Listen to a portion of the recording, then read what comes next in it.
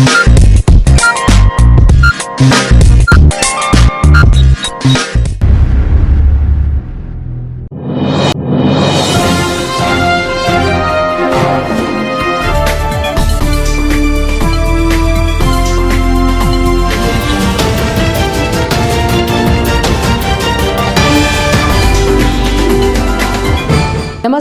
मी Amreen Khan. ADN बातमीपत्रात आपले स्वागत. आता एक नजर आजच्या ठळक घडामोडींवर.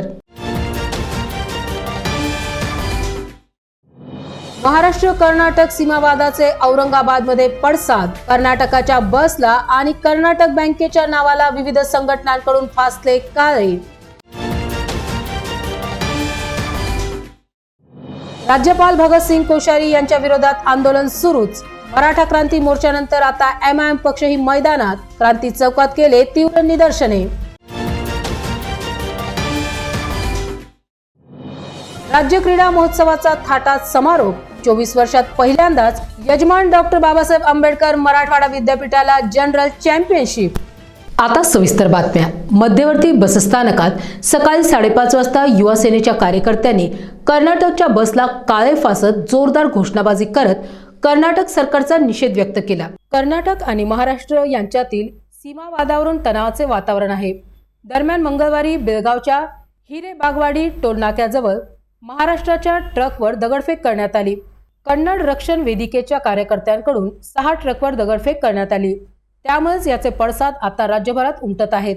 औरंगाबादमध्ये देखील आज कर्नाटक बसला काळं फासण्यात आले आहे.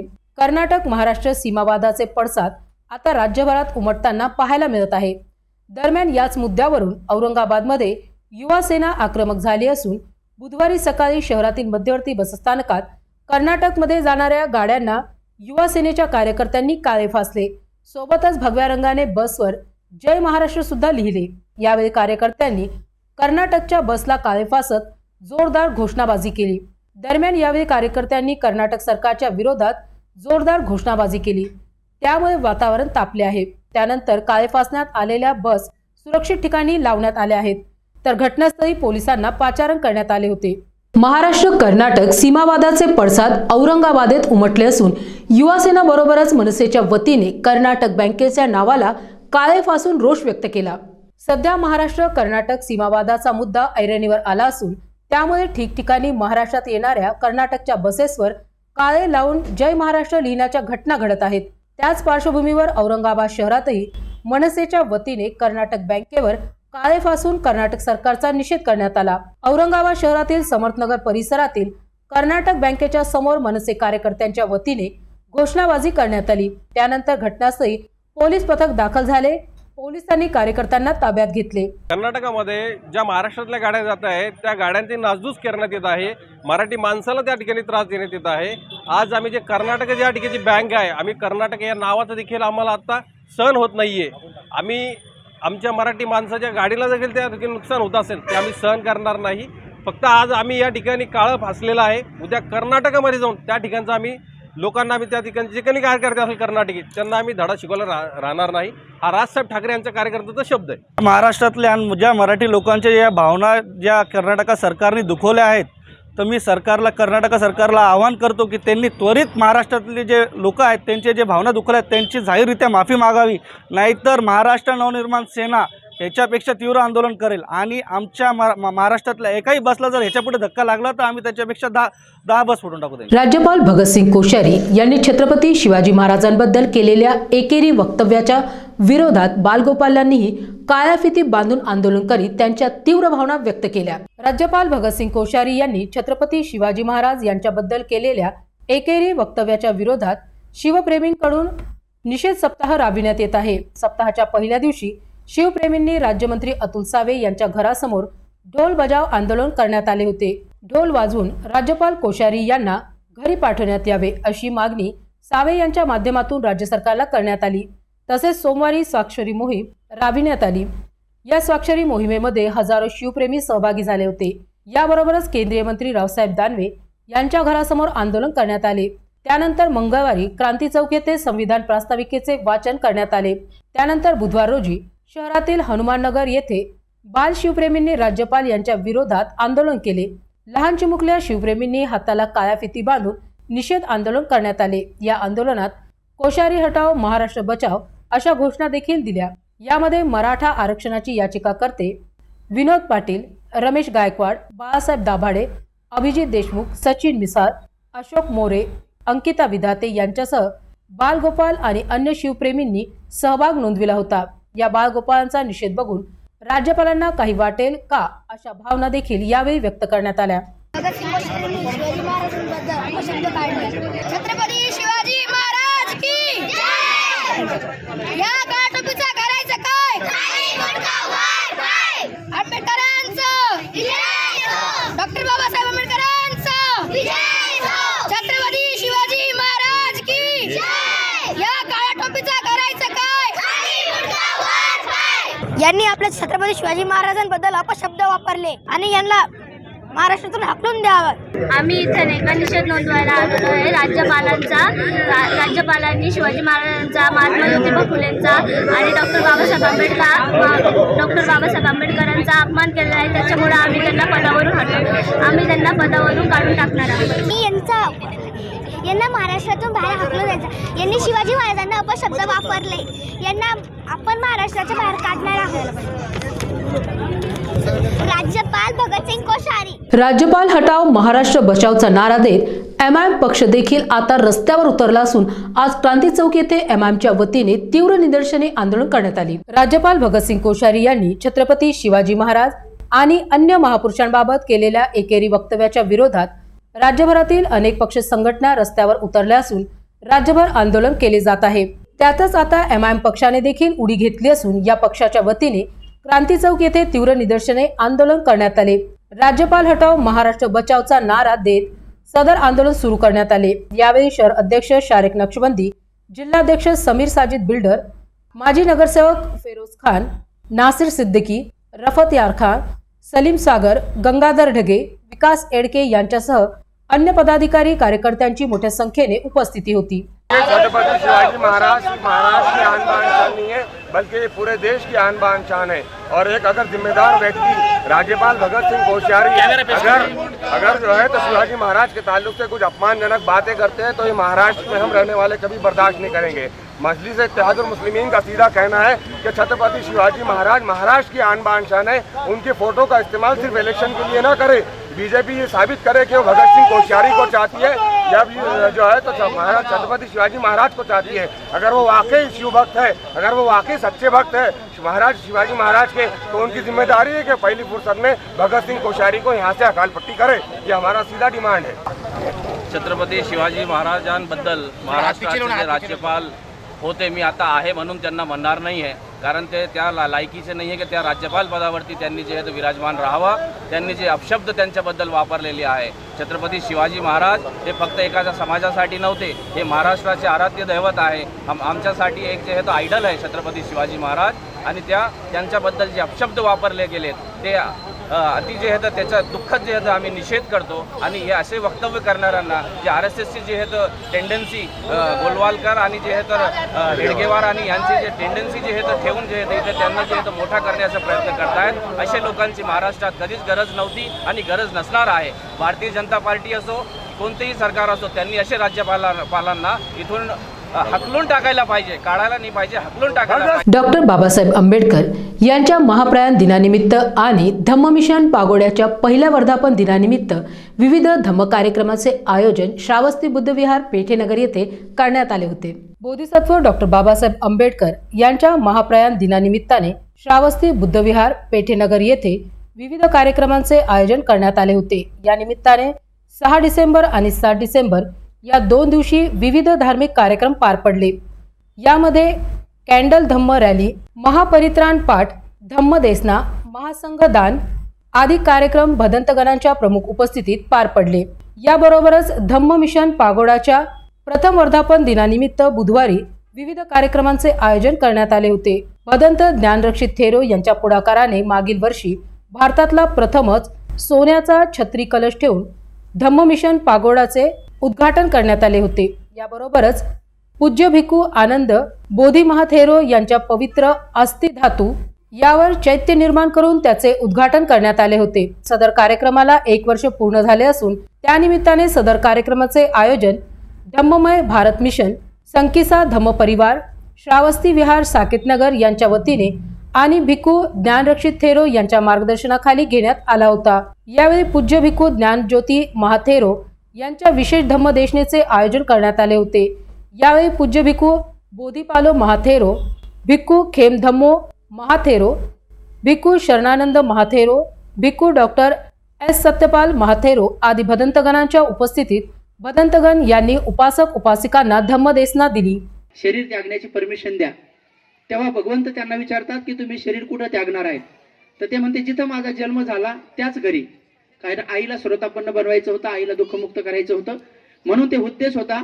तर भगवान सारीपुत्र भंतेजीसाठी स्वतः गंधकुटीतून उठून बाहेर आले।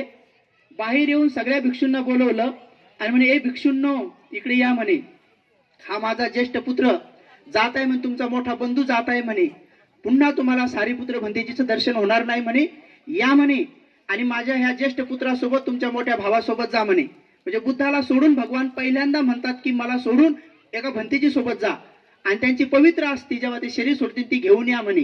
तिची प्रतिष्ठापना केली तर लोकांच्या हितासुखासाठी ते चिरकालपर्यंत तो चैत्य, तो पगोडा चिरकालपर्यंत लोकांच्या हितासुखासाठी कामात येईल। आणि मग सारीपुत्र भंतेजी जोपर्यंत भगवान दिसतात तोपर्यंत पाठ फिरवत नाहीत, असे मागं मागं मागं मागं चालत जातात। आणि जसे थोडेसे दिसेनासे झाले तेव्हा भगवान गुण वर्णन करतात, ए भिक्षुंनो हा माझा पुत्र एवढा प्रज्ञावान होता, या पृथ्वीवर जेवढा पाऊस पडला आतापर्यंत त्या सगळ्या पावसाचा एक एक थेंब मोजू शकत होता, एवढा विद्वान होता। जे बुद्धाच्या मुखातले वाक्य आहेत, म्हणजे आपल्या भिक्षूंची किती प्रशंसा करावी, किती गुण वर्णन करावं। एकदा यमक प्रातिहार्य करायचं होतं, म्हणजे मोठा चमत्कार करून दाखवायचा होता श्रावस्तीमध्ये। तेव्हा भगवंताकडे एक साधी उपासिका येऊन म्हटली, भगवान मी असताना तुम्ही कशाला दाखवता, मीच करून दाखवते, मी असं करून दाखवते की ह्या सगळ्या पब्लिकनं पाहिल्यानंतर म्हणतील अरे साधी उपासिका जर एवढं करू शकते तर हिचे गुरु किती करू शकतील, तू काय करशील बेटी? भगवान मी माझ्या नदीमधून एवढ्या मोठ्या मोठ्या नद्या वाहून दाखवते आणि यांना समुद्र बी करून दाखवते पुढं म्हणे, आणि या सगळ्या नदीचं असं दाखवते म्हणे, इथं बसल्या बसल्या दाखवते म्हणे। तर हा बेटी मला माहिती तू हे करू शकते, पण जाऊ दे म्हणे, जे काही यमक प्रातिहार्य करायचे ते मीच कर, माझाच विषय आहे। महानगरपालिकेच्या कामगारांचे भविष्य निर्वाह निधीचे पैसे त्यांच्या खात्यावरती अदा करण्यात यावे यासह अन्य मागण्यांसाठी कामगार शक्ती संघटनेच्या वतीने मनपा कार्यालयासमोर आमरण उपोषणाला सुरुवात करण्यात आली आहे। त्यांच्या मागण्यांबाबत राजेंद्र नवगिरे यांनी एडीएन सोबत बोलताना माहिती दिली। कर्मचारी 192 कर्मचारी या महानगरपालिकेमध्ये कायमस्वरूपी होऊन आम्हाला अद्यापही जुना पेन्शनचा लाभ मिळाला नाही। त्याचप्रमाणे जसं आम्ही या महानगरपालिकेमध्ये 2 वर्षापासून कायमस्वरूपी झालेले आहेत, आम्हाला जे वेतनाचा जो फरक पाहिजे होता तो फरकसुद्धा महानगरपालिकेने आम्हाला अद्यापही दिलेला नाही। त्याचबरोबर आम्ही कर्मचारी 1124मध्ये 265 कर्मचारी आहेत आणि 1124 भरती असताना या कर्मचाऱ्यांना पेन्शन लागू झालेली आहे। मग ती पेन्शन आम्हालाही 265 लोकांना पेन्शन लागू व्हावं यासाठी आमचे उपोषण चालू आहे। तसेच आम्ही या महानगरपालिकेच्या आस्थापनेवर जवळपास 20 वर्षे आम्ही दैनिक वेतनावर काम केलेलं आहे आणि काम करत असताना या महानगरपालिकेने ना आमचं कुठला प्रायव्हेट फंड भरला, ना कुठली PF भरला, ना कुठली सुविधा दिलेली नाही। त्यामुळं आमचं जे मध्यंतरी आम्ही वारंवार भविष्य निर्वाह निधीला वारंवार निवेदन दिले, आंदोलन केले आणि त्या केल्यानंतर आम्हाला भविष्य निर्वाह निधीने न्याय दिला आणि आमचे नावाचे 5 कोटी महानगरपालिकेच्या अकाउंटमधून त्यांनी ॲडप्ट केलेले आहे। आता आमचे जे एरिजचे जे पैसा आहे, आमचा PFचा जो पैसा आहे, तर महानगरपालिकेने आमचं 204 लोकांचं रिटर्न्स महानगरपालिकेने भविष्य निर्वाह निधीला दिलं तर आम्हाला एरिजचा पैसा आम्हाला मिळेल, ही एक आमची मागणी आहे।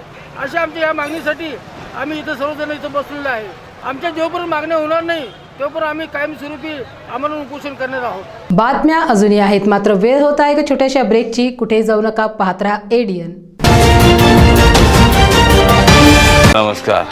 वा गड्यांनो वा, अरे उत्सव म्हणल्यावर लयच उत्साहानं जमा झाले तुम्ही मीटिंगला। वाय माग गावचा उत्सव आहे. पण सरपंच साहेब, आता कुठला नवा उत्सव आणलाय तुम्ही? नाहीतर काय, नसन नवार. पण हा उत्सव काय आजचा उद्याचा नसणार आहे, रोजचाच असणार आहे. आणि त्यात प्रत्येकानं आपापली जबाबदारी पार पाडायची. कारण तुमच्या सगळ्यांच्या सहभागाशिवाय हा उत्सव होणारच नाही. हा उत्सव आहे प्रगतीचा आणि समृद्धीचा.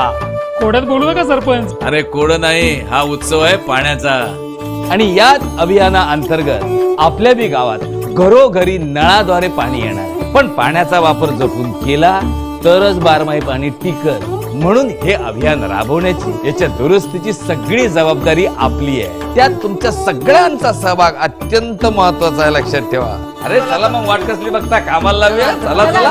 हर घर नल से जल, जल जीवन अभियान, पाणी पुरवठा व स्वच्छता विभाग, महाराष्ट्र शासन. मस्त मास्क पहना रे तूने. Thank you sir. वो जान बचाने के लिए पहनना पड़ता है ना सर. रेडीमेड है या टेलर मेड है? ऑनलाइन ऑर्डर किया है सर. एक और है क्या? है ना सर. देना. बहुत मस्त लगे आपको. ये ना सर. ये ना भाई, जान बचाने के लिए बाइक चलाते वक्त सिर्फ खोपड़े पे मास्क पहनेगा तो खोपड़े को कौन बचाएगा? समझ गया सर. हेलमेट ऑनलाइन ऑर्डर कर, वरना हमेशा के लिए ऑफलाइन हो सकता है. Okay sir. ये ले. चल हम ये भी ऑनलाइन भर दे.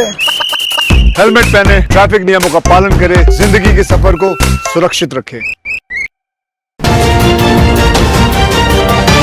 ब्रेक नंतर पुन्हा एकदा आपले स्वागत. राज्य क्रीडा महोत्सवाचा समारोप व बक्षीस वितरण समारंभ आज जल्लोषात झाला. यजमान डॉक्टर बाबासाहेब आंबेडकर मराठवाडा विद्यापीठाच्या संघाने मुलांच्या गटात 4ही सुवर्ण पदक जिंकून जनरल चॅम्पियनशिपवर नाव कोरले. मुलींच्या संघानेही कबड्डी, खो खो स्पर्धेत रौप्य पदक पटकावले. डॉक्टर बाबासाहेब आंबेडकर मराठवाडा विद्यापीठाच्या फुटबॉल मैदानावर बुधवारी दुपारी समारोप सोहळा झाला. यावेळी कुलगुरू डॉक्टर प्रमोद येवले अध्यक्षस्थानी होते, तर ऑलिम्पिकपटू सुमंगला शर्मा, क्रीडा राजदूत तथा बास्केटबॉलपटू नवेली देशमुख यांची प्रमुख अतिथी म्हणून उपस्थिती होती. तर कुलगुरू डॉक्टर श्याम शिरसाट, कुलसचिव डॉक्टर भगवान साखरे, राजभवन समितीचे अध्यक्ष डॉक्टर दीपक माने, सदस्य डॉक्टर दिनेश पाटील, डॉक्टर मोहन अमृदे, निकाल समितीचे शरद बनसोड, विठ्ठल सिंग परिहार, क्रीडा संचालक डॉक्टर दयानंद कांबळे, संयोजन समिती सदस्य डॉक्टर उदय डोंगरे यांची व्यासपीठावर उपस्थिती होती. प्रारंभी डॉक्टर उदय डोंगरे यांनी महोत्सवाचा आढावा अहवाल वाचन केले. डॉक्टर संदीप जगताप यांनी पाहुण्यांचा परिचय करून दिला. डॉक्टर पुरुषोत्तम देशमुख व अमृत बिराडे यांनी सूत्रसंचालन, तर डॉक्टर दयानंद कांबळे यांनी आभार मानले. या क्रीडा महोत्सवात 4 मुख्य क्रीडा प्रकारात पुरुष व महिला गटात एकूण 372 सामने खेळले गेले. यामध्ये साखळी बाद फेरी, उपांत्य व अंतिम सामन्याचा समावेश आहे. महाराष्ट्रात राजभवनच्या वतीने 24 वर्षांपासून अश्वमेध राज्य क्रीडा महोत्सव स्पर्धा घेण्यात येते. यंदा प्रथमच यजमान संघात अर्थातच डॉक्टर बाबासाहेब आंबेडकर मराठवाडा विद्यापीठाने जनरल चॅम्पियनशिप जिंकली आहे.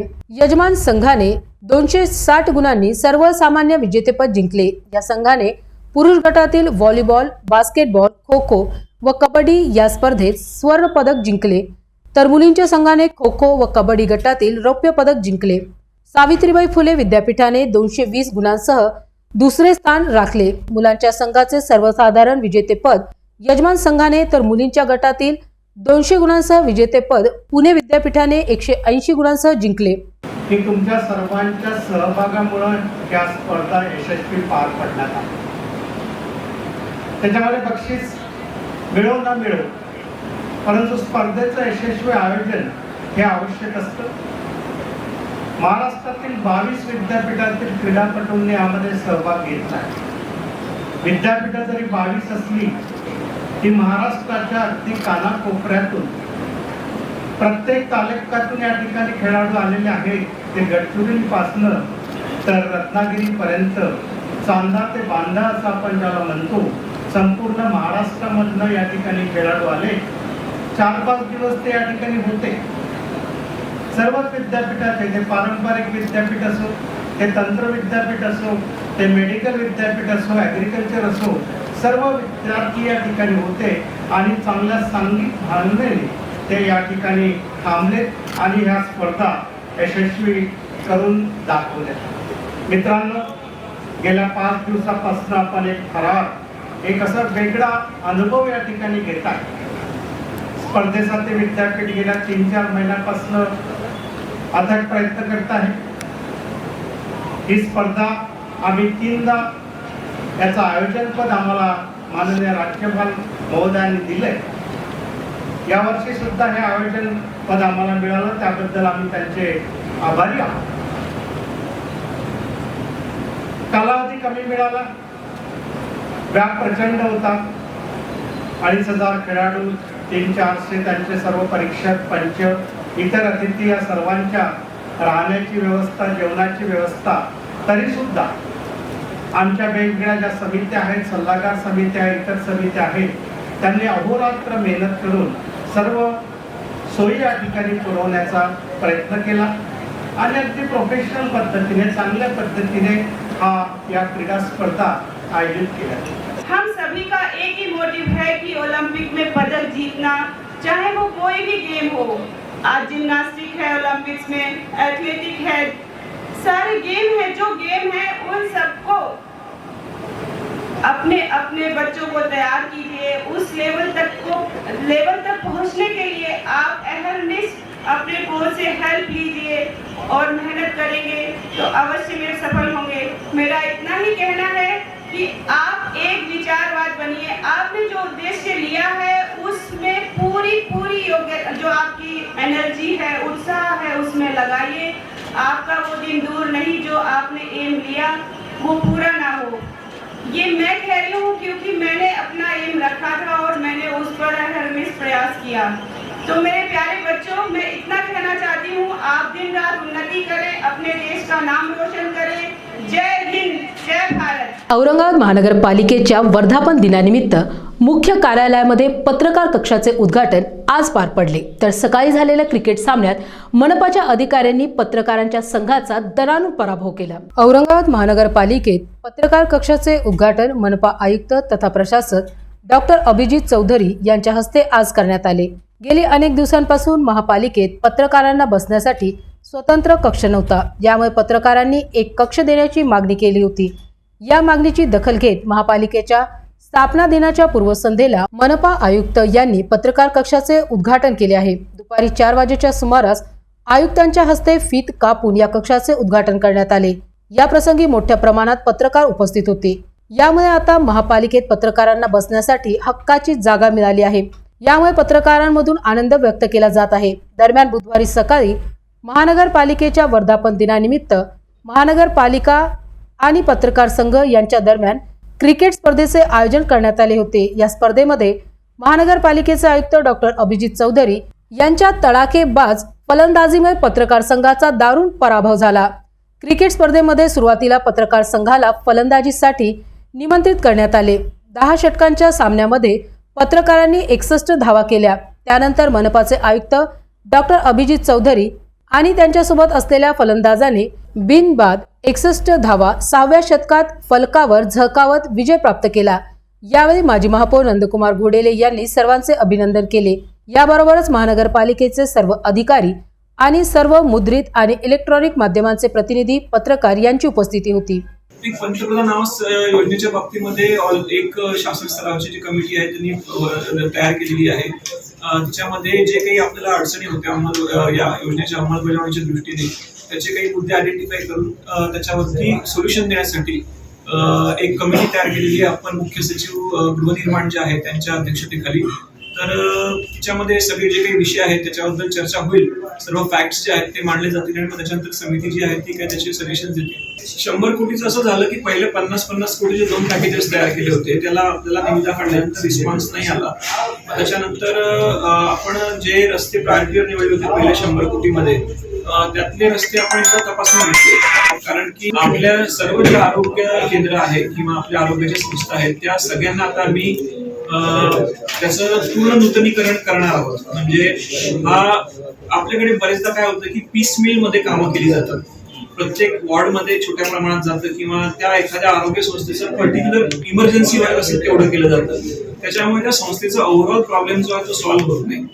तर आता आम्ही अशा प्रत्येक आरोग्य केंद्राचे जे पूर्ण सगळ्या ज्या समस्या असतील, जे काही सिव्हिल वर्क असेल, मॅनपॉवरचा काही इश्यू असेल किंवा इक्विपमेंटचा काही इश्यू असेल, तर सगळ्या समस्या आम्ही आता एक आरोग्य मिशन सारखं हे घेऊन त्याला आम्ही याच्यातनं अप्रुव्हल करणार आहोत आणि सर्व युनिफॉर्म पॅटर्नवर आपल्या असाव्यात. शहरातील श्री स्वामी समर्थ केंद्रामध्ये पारायण आयोजित करण्यात आले होते. दत्त जयंतीनिमित्त पारायणाचा समारोप करण्यात आला. यावेळी स्वामींच्या दर्शनासाठी भाविकांनी अलोट गर्दी केली होती. शहरातील समर्थनगर परिसरातील अखिल भारतीय श्री स्वामी समर्थ केंद्रामध्ये 7 दिवस पारायण करण्यात आले. बुधवार रोजी पारायणाचा दत्त जयंतीनिमित्त समारोप करण्यात आला. स्वामींच्या जयंतीनिमित्त स्वामींच्या दर्शनासाठी भाविकांनी अलोट गर्दी केली होती. समारोपानंतर येणाऱ्या भाविकांना प्रसाद वाटप करण्यात आले. या धार्मिक सोहळ्याबाबत एडीएनशी बोलताना भाविकांनी आपापल्या भावना व्यक्त केल्या. आम्ही खूप वर्षापासून या मार्गात आहोत आणि परमपूज्य गुरु माऊलींनी हा स्वामी समर्थांचा जो मार्ग आहे दिंडोरी प्रणित हा अतिशय सुंदर रीतीने सर्वांना एकत्र ठेवून, जिथं आपलं कोणताच भेदभाव नाही आहे आणि सगळ्यांना एकत्र ठेवून हा मार्ग अनेक वर्षापासून चालू आहे. आणि त्याच पद्धतीनं सर्व महाराष्ट्रात किंवा महाराष्ट्राच्या बाहेर जे काही केंद्र आहेत तर तिथे सगळ्या ठिकाणी ह्याच वेळेला आणि ह्याच दिवशी 12:39ला सर्व सेवेकरी मिळून एकमेकांना सहकार्य करून ही दत्त जयंती आम्ही अनेक वर्षापासून साजरी करतो आणि ह्यापुढे हा मार्ग असाच वाढत राहणार आहे. आणि त्यानंतर आम्ही इथं शिस्तबद्ध, सगळ्यात मेन म्हणजे शिस्तीचं सगळेजण पालन करतात. कोणी कोणाला राग धरत नाही, कोणाला कोणाचं वाईट वाटत नाही आणि प्रत्येक सेवेकरी श्री स्वामी समर्थ म्हणूनच प्रत्येकाचं ऐकतो. आणि हीच एक परंपरा गुरुमाऊलींनी जपलेली आहे आणि त्याचा आम्हाला खूप मोठा आनंद इथं भेटतो. पूर्ण महाराष्ट्रात श्री स्वामी समर्थ दत्त जयंती सप्ताह खूप आनंदात साजरा करण्यात येत आहे आणि भाविकांची पण खूप गर्दी जमत आहे. त्याचाच भाग म्हणून समर्थनगर केंद्रामध्ये पण खूप मोठ्या उत्साहात साजरा करण्यात येत आहे आणि उद्या महाप्रसादाचा कार्यक्रम ठेवण्यात आला आहे. समर्थनगर या ठिकाणी दत्त जयंतीचा पारायण सोहळा होत आहे. तसेच 7 दिवसांपासून इथं गुरुचरित्राचं पारायण होत होतं. आज तुम्ही जसं बघत असाल भरपूर मोठ्या संख्येने काही इथं पारायण सोहळ्यासाठी भाविक बसलेले होते. आज इथं यजमान कीर्तिताई शिंदे तसेच बरेच लोक आलेले होते. आज त्यांच्या हातून इथं आरती झालेली आहे. उद्या महाप्रसादाचा कार्यक्रम असेल. 7 दिवसाचे 7 वेगवेगळ्या प्रकारचे अखंड नाम प्रहर सेवा इथं रुजू झालेली आहे. अखिल भारतीय विद्यार्थी परिषदेचे 68वे राष्ट्रीय अधिवेशन 27 नोव्हेंबर रविवार महाराणा प्रताप नगर जयपूर येथे उत्साहात संपन्न झाले असून याविषयी पत्रकार परिषदेत माहिती देण्यात आली. 25, 26, 27 नोव्हेंबरला अखिल भारतीय विद्यार्थी परिषदेचं राष्ट्रीय अधिवेशन हे जयपूर येथे संपन्न झालं. या जयपूर येथील अधिवेशनासंदर्भात आज अखिल भारतीय विद्यार्थी परिषदेच्या वतीने संभाजीनगर या ठिकाणी आपण ही पत्रकार परिषद आयोजित केलेली होती. या पत्रकार परिषदेमध्ये सर्व पत्रकार बंधू आपण उपस्थित राहिले त्याबद्दल आपल्या सर्वांचं आभार आणि स्वागत.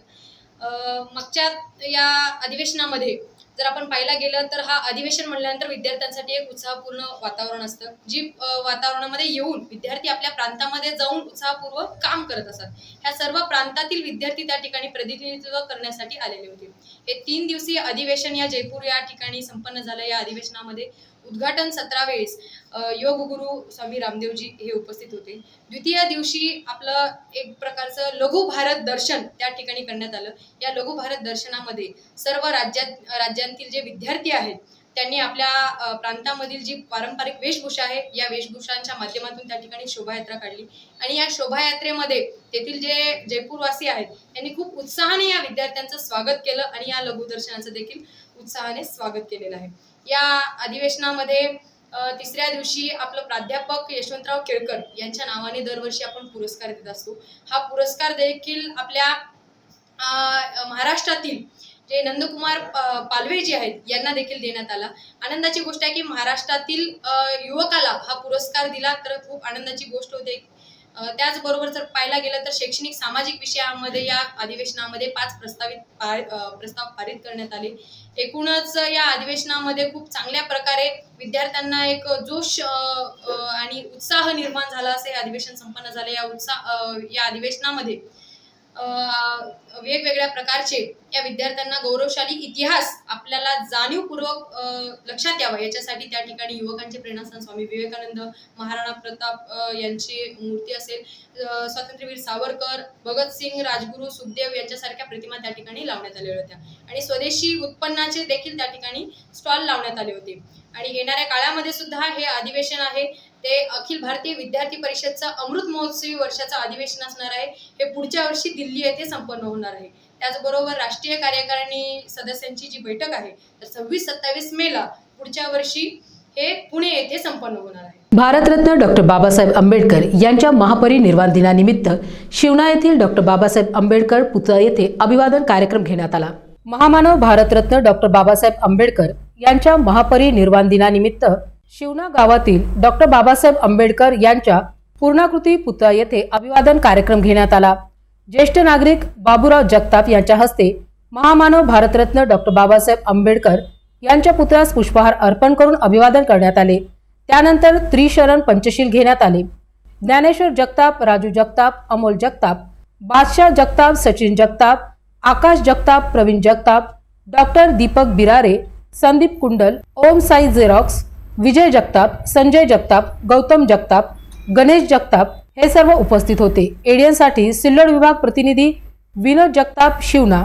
महानगरपालिकेच्या वर्धापन दिनानिमित्त सलोखा प्रस्थापन संस्था व मनपा पशुसंवर्धन विभाग यांच्या संयुक्त विद्यमाने मोफत रेबीज लसीकरण कार्यक्रम, श्वानांची तपासणी व मार्गदर्शन शिबिर आयोजित करण्यात आले होते. औरंगाबाद महानगरपालिकेच्या वर्धापन दिनानिमित्त शहरामध्ये मनपा मार्फत विविध विभागांतर्गत अनेक उपक्रम राबविण्यात येत आहेत. आज दिनांक 7 डिसेंबर रोजी मनपा वर्धापन दिनानिमित्त सलोखा प्रस्थापन संस्था व मनपा पशुसंवर्धन विभाग यांच्या संयुक्त विद्यमाने मोफत रेबीज लसीकरण कार्यक्रम, श्वानांची तपासणी व मार्गदर्शन शिबिर आयोजित करण्यात आले. या शिबिरामध्ये लसीकरणानंतर जागेवरच मनपा हद्दीत श्वान बाळगण्याचा परवाना देण्यासाठी सुविधा उपलब्ध करून देण्यात आली होती. त्याचा श्वान पालकांनी लाभ घेतला. वेदांतनगर लाभ चेंबर येथील सलोखा प्रस्थापन संस्था अंतर्गत इलाइट पेट हॉस्पिटल येथे ठेवण्यात आलेल्या शिबिराचे उद्घाटन औरंगाबाद स्मार्ट सिटीचे उपमुख्य कार्यकारी अधिकारी सौरभ जोशी यांनी केले. या कार्यक्रमासाठी अध्यक्ष म्हणून महाराष्ट्र राज्याचे माजी पशुसंवर्धन आयुक्त डॉक्टर JM डोईफोडे उपस्थित होते. कार्यक्रमाचे प्रास्ताविक डॉक्टर BS नाईकवाडे यांनी केले, तर शिबिरामध्ये प्रमुख मार्गदर्शक म्हणून doctor BR Kamble, doctor PK Gutte, doctor Anil Bhadekar, doctor Niti Singh Chavan, doctor Rajshekhar Dadke, doctor Amit Pardeshi हे तज्ज्ञ पशुवैद्यक उपस्थित होते.